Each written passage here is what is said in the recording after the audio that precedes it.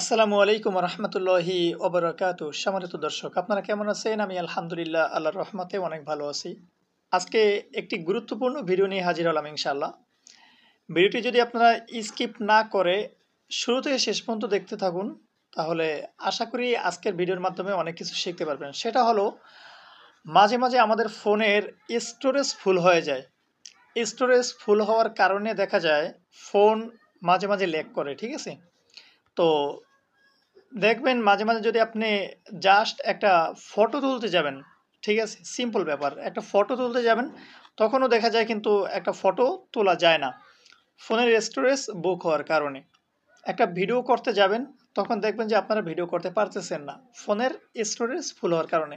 এখন এই ফোনের স্টোরেজ আপনারা কিভাবে ডিলিট করবেন, ঠিক আছে, অর্থাৎ যে বাড়তি যে এমবিগুলি রয়েছে, যেই বাড়তি এমবিগুলি আপনার ফোনকে পুরো বুক করে রেখেছে, সেই এমবিগুলি আপনারা কিভাবে রিমুভ করবেন অর্থাৎ ডিলিট করবেন, সেই প্রসেসটা আজকের ভিডিওর মাধ্যমে দেখানো হবে ইনশাল্লাহ।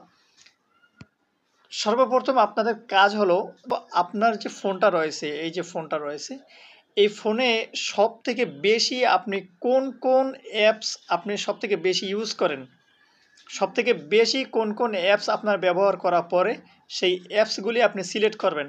যেমন ধরেন আমার যে ইউটিউব অ্যাপসটা রয়েছে, দেখে এই যে ধরেন ইউটিউব অ্যাপসটা রয়েছে, এটার ভিতরে এই যে ইউটিউব অ্যাপস।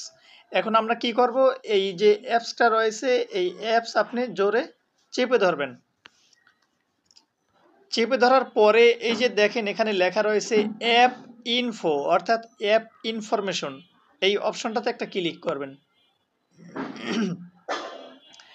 এখানে ক্লিক করার পরে তারপরে একটু নিচের দিকে দেখেন যে এখানে লেখা রয়েছে স্টোরেজ অ্যান্ড ক্যাশ, ঠিক আছে? এই যে দেখেন 3 নাম্বার যে অপশনটা রয়েছে, এটার উপরে একটা ক্লিক করলাম। এখানে ক্লিক করার পরে তারপরে একেবারে নিচে দেখেন বাম পাশে লেখা রয়েছে ক্লিয়ার স্টোরেজ, আর ডান পাশে লেখা রয়েছে ক্লিয়ার ক্যাশ লেখা রয়েছে। আপনি কি করবেন, এই যে ক্লিয়ার স্টোরেজ যে লেখাটা রয়েছে বাম পাশে, এইটার উপরে যদি ক্লিক করেন, ক্লিক করার পরে কিন্তু আপনার এই অ্যাপসটা কিন্তু ডিলিট হয়ে যাবে ওকেতে ক্লিক করলে, ঠিক আছে? আমি ওকেতে ক্লিক করলাম না, ক্যান্সেলে ক্লিক করলাম।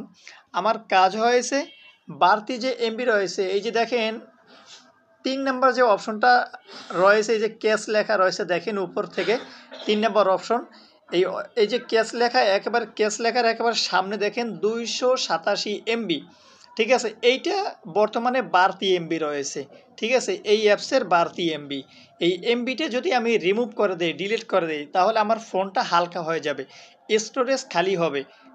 আর স্টোরেজ খালি হলে কি হবে, আমার ফোনের স্পিড বেড়ে যাবে, আমি ফোনটা ভালোভাবে আমি ইউজ করতে পারবো, ঠিক আছে? তো এই যে ক্লিয়ার ক্যাশে আমি ক্লিক করলাম।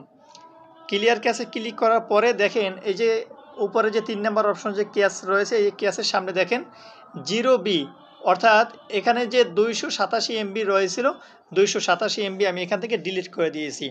এখন আমার ফোনটা হালকা হয়ে গিয়েছে। এরপরে কাজ হলো, যেমন দেখা যায় এই যে ফেসবুক রয়েছে, ঠিক আছে?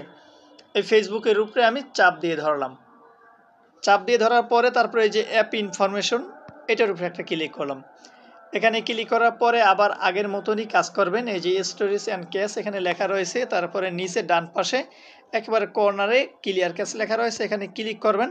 ক্লিক করার পরে যে উপরে দেখেন 3 নম্বর অপশন, ক্যাশের যে সামনে যে এমবিটা রয়েছে বাড়তি এমবি, এই বাড়তি এমবিটা এখান থেকে রিমুভ করা হচ্ছে।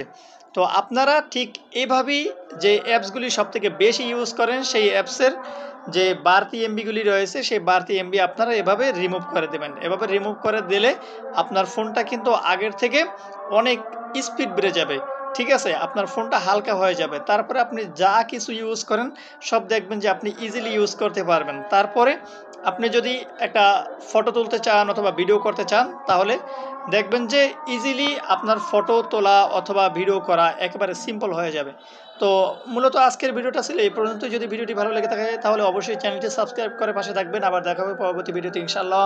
আজকে এখানেই সমাপ্ত, বিদায় নিচ্ছি। আসসালামু আলাইকুম রহমতুল্লাহি ওয়া বারাকাতুহু।